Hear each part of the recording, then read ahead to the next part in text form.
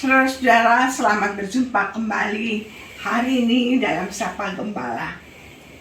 Kejadian pasal 11 dan Kisah Rasul-Rasul pasalnya yang kedua akan menjadi bahan percakapan kita hari ini. Nah, saudara-saudara, bahasa adalah alat komunikasi yang sangat penting. Kita bisa berkomunikasi, mengerti kehendak orang lain karena kita punya satu bahasa yang sama. Oleh karena itu, kita bisa melakukan apa saja untuk diri sendiri dan orang lain. Karena itu, kita punya kesepakatan yang sama dalam cara kita mengungkapkan sesuatu karena kita berbahasa satu. Bahasa menjadi penting.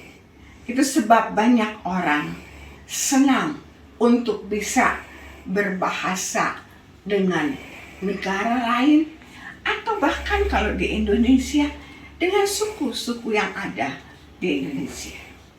Kita ingin bisa berbahasa orang lain karena kita ingin bisa berkomunikasi dengan mereka.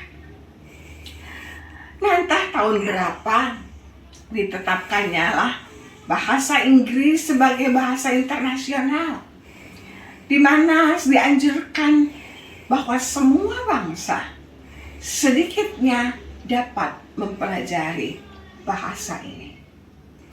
Walaupun kita tahu bahwa ada beberapa negara yang sangat bangga dengan bahasanya dan tidak mau untuk mempelajari bahasa Inggris. Dan kitab Kejadian, saudara-saudara, pasalnya yang ke-11, disaksikan bahwa ketika bangsa Israel mempunyai kesamaan bahasa, mereka menjadi sombong, congkak. Mereka ingin membuat menara sampai ke langit. Namun cita-cita tinggallah cita-cita. Allah berkehendak lain, maka dicampurkanlah bahasa yang sama menjadi rupa-rupa bahasa. Oleh karenanya, mereka tidak dapat lagi berkomunikasi dengan sesama. Kaum Israel tidak dapat mengerti satu dengan yang lainnya tentang bahasa dan bahasa yang mereka ungkapkan. Kandaslah sudah cita-cita ingin mendirikan menara sampai ke langit. Lain di Babel, lain di Yerusalem. Kalau di Babel Tuhan menyerahkan bangsa Israel karena bahasa. Di Kisah Para Rasul diceritakan bahwa justru bahasa dipakai sebagai alat untuk memberitakan kasih karunia Allah ketika Roh Kudus turun. Sehingga ketika Petrus berkhotbah, ada 3.000 orang bertobat dan percaya dari berbagai kalangan yang ada.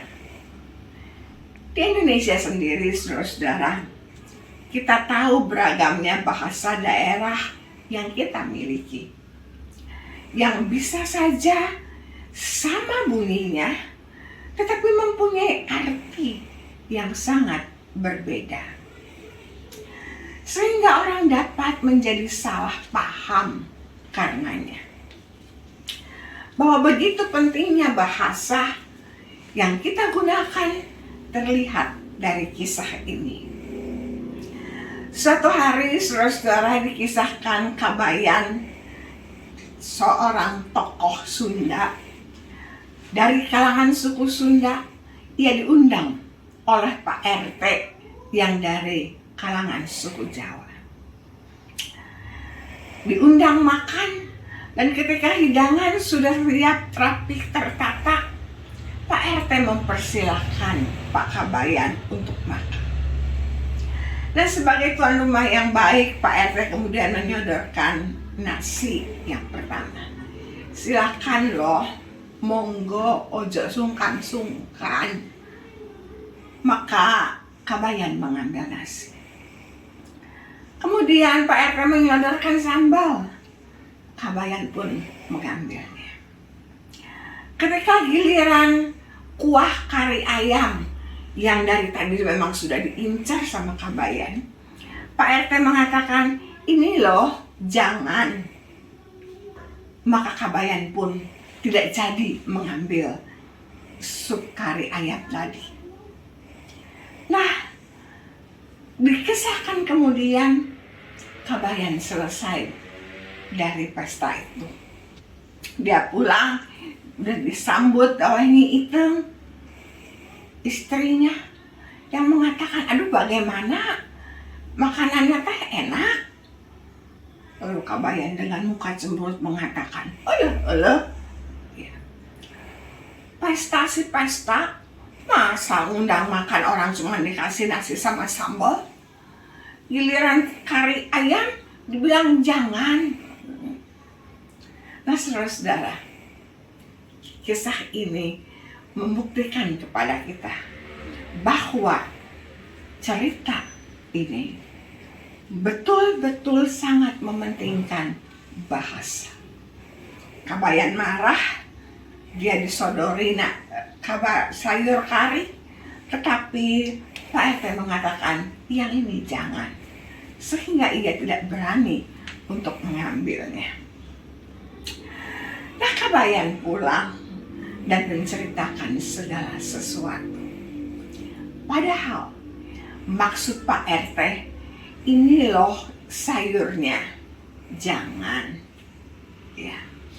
Nah saudara-saudara, begitu hebatnya kekuatan bahasa, sehingga kita dapat mengatakan bahwa berkomunikasi itu sulit. Beda sedikit saja bahasanya, sudah punya arti yang berbeda.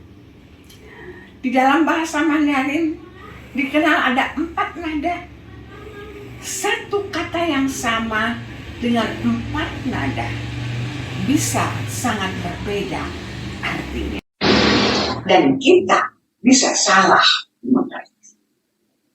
Nah oleh karena itu saudara-saudara, belajarlah sebanyak mungkin bahasa supaya kita juga semakin kaya dalam berkomunikasi.